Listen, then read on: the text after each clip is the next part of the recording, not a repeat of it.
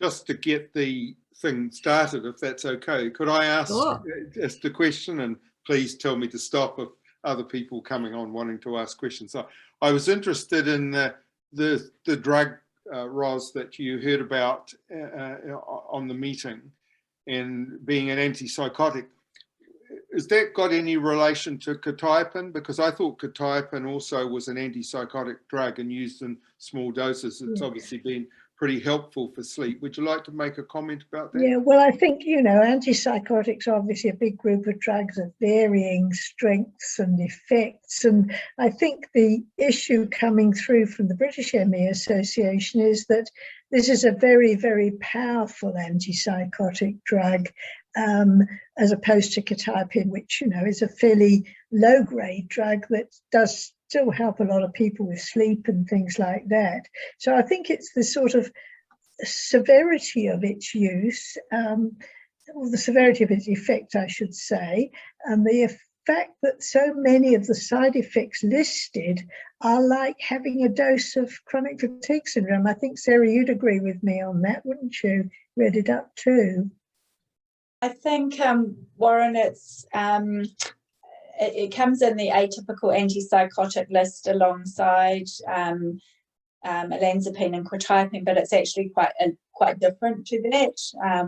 And in the world of psychiatry, it's used, well, obviously it's used as an antipsychotic, but it's sort of like your third or fourth line type thing. So I think it's a little bit different, not in the same class. Yeah, very powerful, I think. Okay, thank you. Fiona, I've got one or two more questions, but, just I'll ask them when.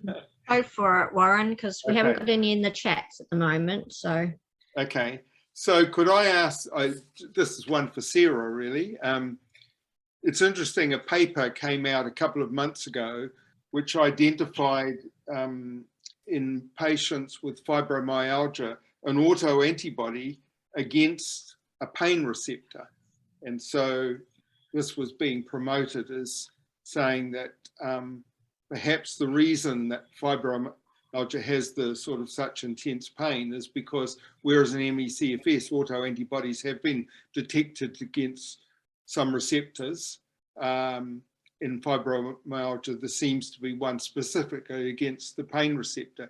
And the thought now is that this might be a physiological mechanism, that we have autoantibodies that just sort of dampen down receptor activity. And so it's important for us to be able to recognize pain if it's dangerous to us, but not intensively. And so what happens then in fibromyalgia, maybe this is a higher level of the autoantibody, and that's why we get the intense pain. Have you heard anything about that, and would you like to make a comment?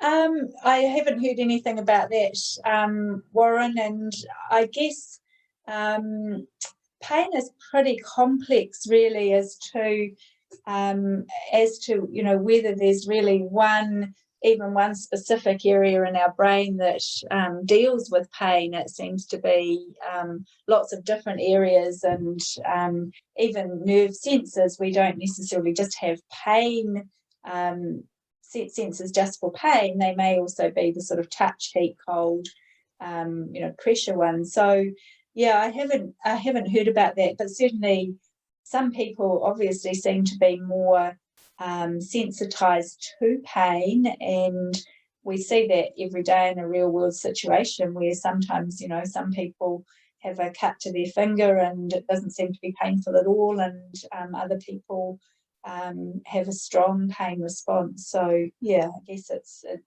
a pretty complex thing to work out where it all comes from. Yeah, I think a lot of pain responses are kind of learnt over time too. The kind of very fussy parent of the tiny toddler might well be promoting reward for pain. There's those sorts of things in many of our backgrounds, really, and I think they all play a role. Yeah, they certainly see that in kids. There's they often they trip over, and then the first thing they do is look at the parent to see, oh, should I be crying or not? And they say, oh, that's okay, you're fine, we'll just kiss it better. And the kiss better is an instant cure for their pain. And remarkably so. So if only it always worked like that. But yeah, kids haven't got a lot of background pain experience to build their pain response on. Oh, thank you for that. We have a couple of questions coming through. David would like to talk to you, Warren, about the new microclot findings. So David, do you want to go ahead? Thank you very much. Warren, there's been quite a lot of excitement over the new microclot finding by Regia Pretorius's group in South Africa, and Anna Brooks may like to comment a little bit further. I had an interest in relation to Ron Davis's Stanford group's nanoneedle, where they detected something in the blood a couple of years ago. And I was wondering whether the microclots could be the something in the blood. So my question for Warren was, does his lab have the capability to recreate the nanoneedle technique that Ron Davis's team did? And could we test pure plasma without any monocytes in it, and just see if the microclots were the something in the blood that was 10,000 molecular weight or more? That's a very good question. I mean, I only really learned about the microclot, in the last couple of months, and I have been communicating with Anna, who knows a lot more about this. She's followed this up much more because it's kind of, being proposed as a side effect or maybe responsible for some of the long COVID stuff. We've done some studies on actually looking at ME sera versus control sera and seeing what that sort of does to see if we can find anything in the sera, because the obvious thing is if there's a 10K, as we thought, if there's a 10K component in plasma that you could isolate, we should be able to determine what it was. But the trouble is, we found that actually even in our studies in control plasma, we could isolate things which were also inhibitory, so we couldn't actually distinguish between the control and what. But I think I should let Anna talk about the microclotting phenomenon, because I know she's done a lot more reading and thought about this than I have. So. Thank you. If she's still there. To comment there. So as David well knows too, because we've been in a lot of discussions about this as well, yes, there's a lot of attention has been gone this way down the microclot channel. So I've been working directly with Dr. Saad Khan, who was severely impacted by COVID, basically very, very severe long COVID, probably one of the most severe that I've directly spoken with. His condition was that bad. And he's currently undergoing HELP apheresis in Germany right now. He's on, I'm not sure how many cycles he's had now, but basically a treatment of removing the microplots and an anticoagulation therapy. I think it's about once per week. And he had remarkable improvement very quickly.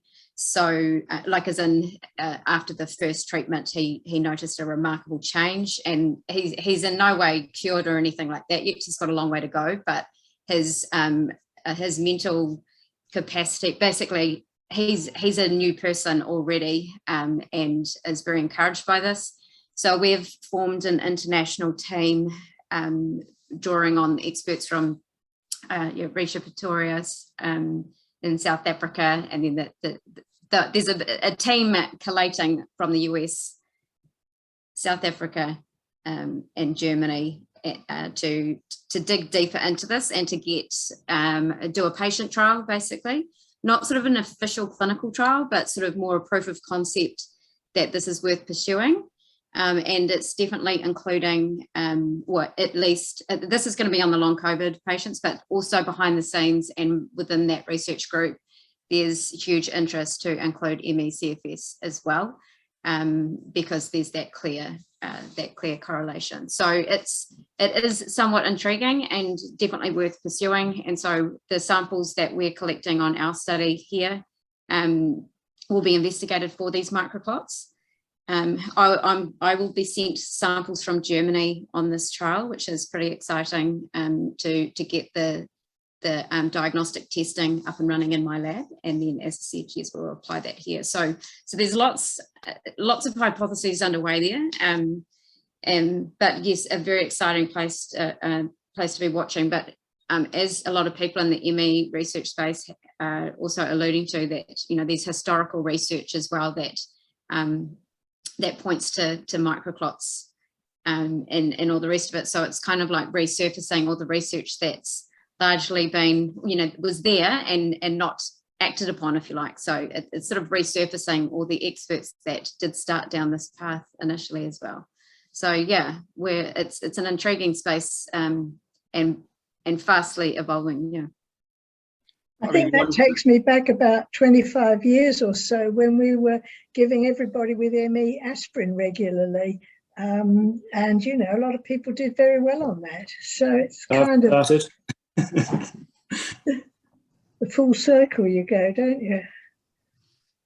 Yeah, and also, with Les Simpson's early work on the abnormal shapes of erythrocytes and things like that. So there has been quite a lot of early interest. I must say, after Anna and I talked, she had alerted me to some of the recent papers, and I read them. I tried to think about how does this relate to the total picture on ME/CFS, and it's a little hard, at least for me, just to kind of quite put it all together for ME/CFS, but we've just got to watch this space, and who knows, it might be an important, very important finding.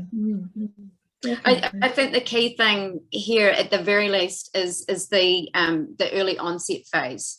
So it's always going to be difficult comparing an early onset post-viral condition versus someone who's had a condition for 10 years or so. So I think the strength, the old the positive, which is a weird way to say it, but the positive impact of having a prevalent virus is that we can investigate the early onset condition and start to sort of correlate there. So I think that's, and our study is definitely going to be in that category, because we've got many people who don't know what virus caused their symptoms that they have right now. So I think we'll be collating one of the sort of first studies, I believe, in the early onset or 1 year post-viral conditions, whether they're diagnosed with long COVID or not. Has there been any more recent work on just looking at what the components in the microclot are? Yeah. You want to just comment on that? Well, so what Rish has been looking at, I mean, they've been doing a bit of work in that space, but it's essentially what they are imaging is a fibrin clot with platelets and likely antigen as well. So there's likely to be, it's still in the early stages of understanding if there's any viral bits and pieces related to the clots as well. But what Rish has shown in publications is that it's the fibrous clots with platelets. Yeah. So it's hyperactive platelets, yeah. And then and you can detect those. Can I jump in there again? Yes, please, Anna. Warren, one of the components was abnormally folded fibrinogen, I believe, which was made of beta-pleated sheets. And that was why I had the particular interest in the question on the nanoneedle testing impedance, because that was an abnormal impedance shown at about 60 to 120 minutes. And that's why I thought perhaps hyperosmolar saline might allow the microclots to aggregate or something along those lines that cause that impedance change. Yeah, no. But it's definitely suggested that these clots are inflammatory. like, you know, that the whatever is about these clots, it's triggering the cascade even. Yeah. And yeah, there's still lots to be investigated there, but I think at the very least it's said that there you know, there's a complete imbalance in the clotting pathway, and when they are investigated in vitro, they're even resistant to breaking down, so they're solid as. Yeah, I mean, it's interesting because the molecular studies we've done, inflammatory molecules, you know, come out at the top of, you know, the transcriptome analysis in immune cells. The most affected, the top 3 transcript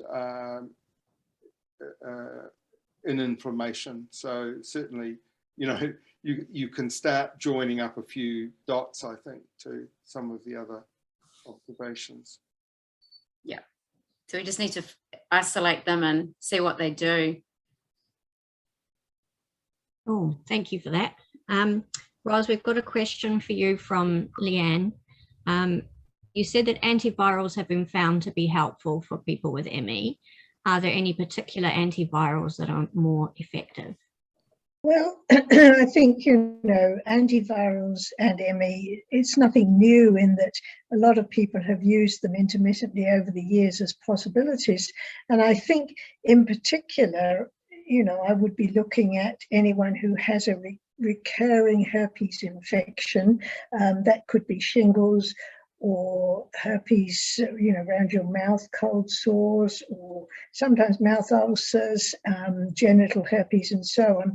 And those patients would do quite well on the one we can easily prescribe here called acyclovir, but they need to be on it fairly long term. I would have people on it for a year, 18 months, and certainly some of the other valganciclovir and valacyclovir are used when there's suspicion of a viral infection. But of course, sometimes people want to take an antiviral with no real specific indication, and then one has to be a little bit wary.